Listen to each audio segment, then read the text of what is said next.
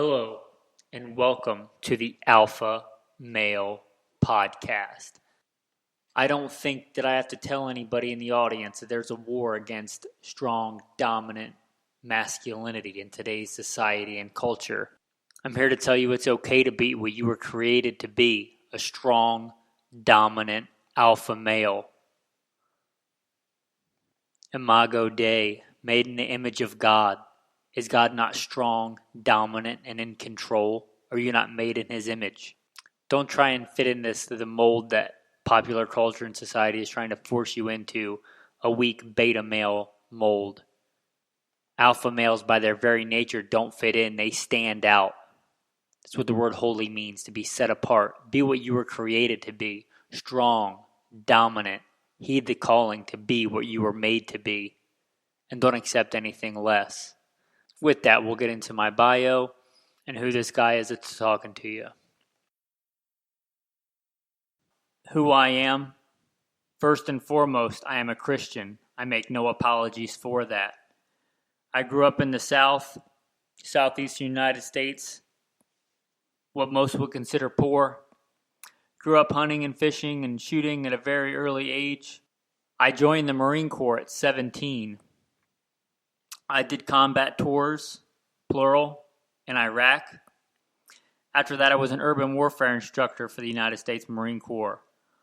After the Marine Corps time, I went to work for LAPD, where I worked regular assignments and more specialized assignments.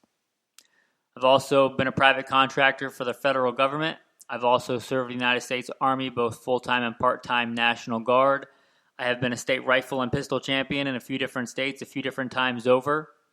I started shooting competitions even before I joined the Marine Corps at 17.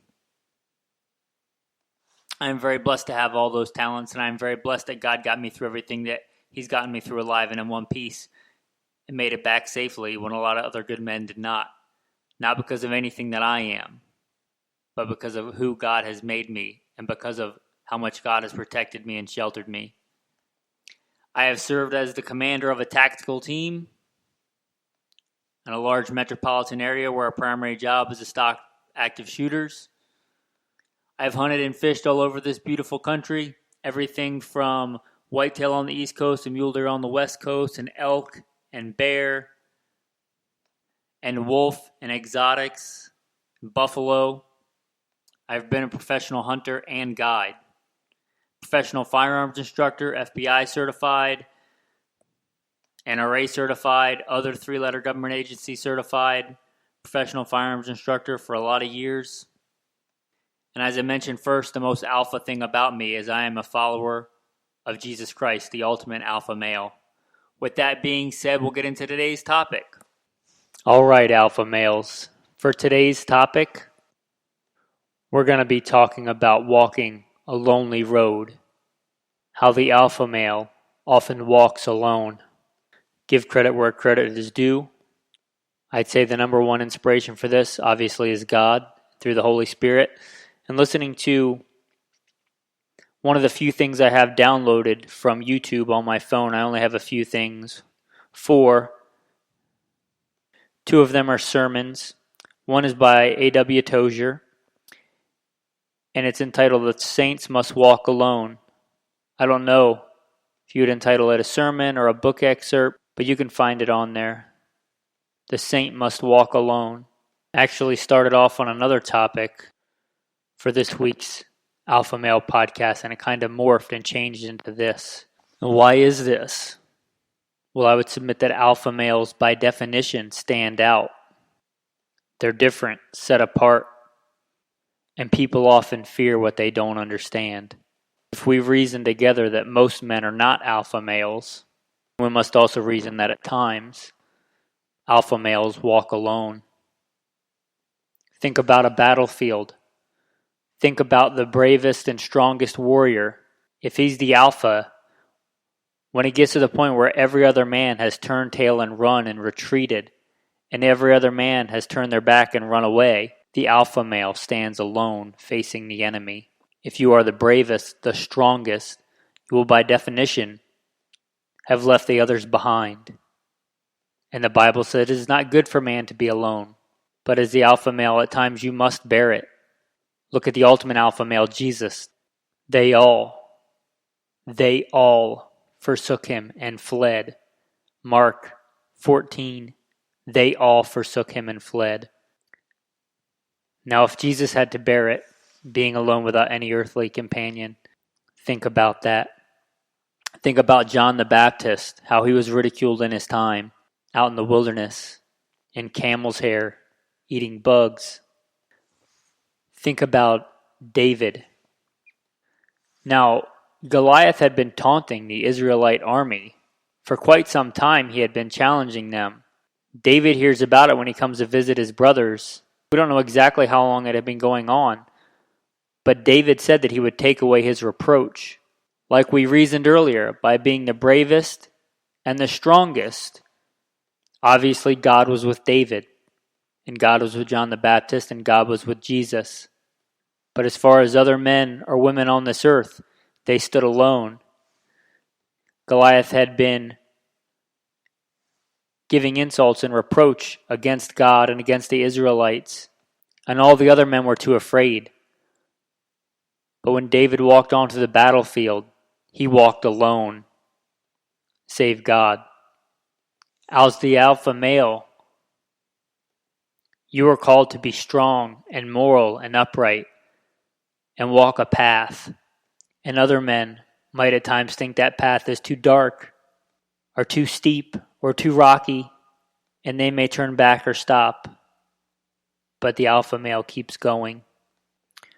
For the way to hell is broad, and its gate is wide, for many who choose that way. For the many choose that way. But the gateway to life is very narrow, and the road is difficult, and only a few ever find it. Matthew 7. No, this is not always the case. Sometimes as the alpha male, you'll be very popular. Sometimes people will follow you. Men seek leaders. And it's nice to be the alpha when it's popular, when everybody's behind you and everybody's supporting you. When the right path is also the popular path and it's recognized by people. But here's the thing. Morals don't change based on what's popular. What's right and wrong doesn't change based on what's popular, on popular opinion. Right and wrong is built on a rock that doesn't change. And when the popular opinion is not that way, you'll see that most people, men or women, will go along with what's easy. And when the tide starts to turn, and when it becomes more popular for them to forsake you and flee or stab you in the back, are you alpha male enough to stand for what's right and do the right thing? Not when it's popular and everybody likes you for it. When it's not popular and you have to walk alone. That's a test of a true alpha male. You do the right thing because it's right, not because it's popular. Because no matter how alpha you are, you have a master, God. I won't get into the whole story, but Peter one time inquires of Jesus what he should do about a certain matter, about a certain other person that did a wrong thing. And Jesus said, "What is that to you? You follow me." And you always follow Christ. You always, as the alpha male, follow God. As we read earlier, the way sometimes is steep and hard, and many other men will turn back. But will you be alpha enough to walk alone? To be the alpha male you were called to be. A little aside, the same men can be said for your dealings with women. A weaker man may think that if he concedes and give a woman what she wants, even though he knows it's not right, that she'll like him or respect him or give him what he wants. But a wise man knows that's not true. Reason with yourself. How many times in life have you wanted something and gotten it, and then it didn't make you happy?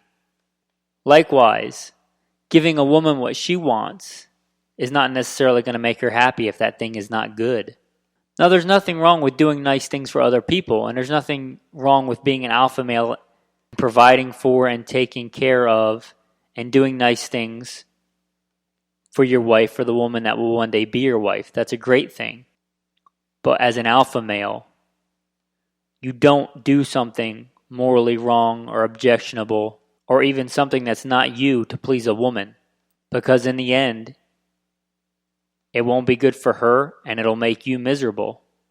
You can act like somebody else to be more popular, or you can act like somebody else or do things out of character to make a woman like you, but she won't really like you because you're not being the real you and she won't know the real you. And before long, you can easily get lost on who you really are and who you're called to be. Better to walk alone. Better to walk alone. I've heard a saying something like a smart man learns from his mistakes, a wise man learns from the mistakes of others, but a fool never learns. So let us learn from each other and strengthen each other. Now, I'm not saying you shouldn't sacrifice. In fact, that's part of being an alpha male, especially going back to the women. If you are married, if you've already made that choice and you have a wife, you should do everything shy of turning off the right path for your wife. Being a leader, I can think back to during the war, being an NCO, non-commissioned officer in the Marine Corps, and remembering whoever wants to be the greatest must be the servant of all. There were times when my men were getting ready to go to bed and I was still up, taking care of things and checking on them. My work as the leader, as the alpha, as the squad leader, as a team leader was not done. I was not put in charge so I could take advantage of them, but so that I could take care of them and look after them. Think about Jesus. In the beginning was the Word, and the Word was with God, and the Word was God. And by Him all things were made. Jesus Christ, the Son of God, got down and washed the feet of His disciples. King of Kings, washing the feet of the men who, soon later we read, would forsake Him and flee. For they all forsook Him and fled. Even when, like we talked about earlier, it's unpopular and people turn their back on you, that doesn't mean you turn your back on them. You do not overcome evil with evil, but you overcome evil with good. Alpha males don't take vengeance or bear a grudge. That's what petty men do. Alpha men are bigger and stronger than that. Weaker beta males and petty men hold grudges. It takes a strong man to forgive. Leviticus 19. Do not seek revenge nor bear a grudge against any of your people, but love your neighbor as yourself. The alpha male stands up and fights for what's right, not because it's popular. Not because it's popular. Not even necessarily because he wants to, because there'll be times when he doesn't feel like it. He fights for what's right because that's who he is, because he's a strong, dominant alpha male. I don't think that I have to tell anybody listening, if they look around at popular culture, whatever that means, at modern society, that the things that are right and wrong, that are true, that are righteous, are not often seen as being popular. They're often not accepted in today's society. They're often shunned. They're often looked down upon and frowned upon, or spoken of as being archaic and outdated. But being a righteous man is never outdated. Doing the right thing is never wrong, no matter what anybody else says. You remember that old saying when you were a kid, if everybody else jumped off a bridge, would you do it? There's many excuses why men do the wrong thing, but they're just that, excuses. It's still wrong. Doesn't matter if 1,000 other beta males before you forsake the right way. If you do it too, that's not going to make it right. It's just going to make you a beta male. Do the right thing. Walk the narrow path, even if it means you walk alone. Here's the deal, guys. You may seemingly go through trials alone. John the Baptist was out in the wilderness. David stepped into the battle with no other soldiers around him. And let's not forget Jesus. They all forsook him and fled. And he was crucified. He was nailed to the cross. Well, here's the good news. Though you will undoubtedly go through trials in life, you already have the ultimate victory. If you are chosen, elect, saved, we don't believe in things like luck. We don't put any stake in things like Vegas odds. Like a true alpha male, people sought out John the Baptist in the wilderness. David wasn't truly alone in that arena because God was with him. And though he didn't know how it was exactly going to shake out, he had faith because he knew the battle was already won. Because if God is for you, who can be against you? Because although Jesus was crucified and died, hung on a tree, it may have seemed like defeat at the time, but he rose from the dead. Not even death has power over him, or over you for that matter, if you're saved by his blood. All right, men, I think that's a good place to end this episode. If you like this podcast, you may like a few others. Gunfighter Life, pretty self-explanatory, and Simple Man Sermons, also pretty explanatory. You can find all of those under the umbrella of goodshepherdtraining.com, all one word, goodshepherdtraining.com, if you want to check out that and get some other stuff. Don't forget to like, subscribe, and comment. And if you want to help out, you can go to Patreon, Good Shepherd Training at Patreon. Thanks, and have a blessed day.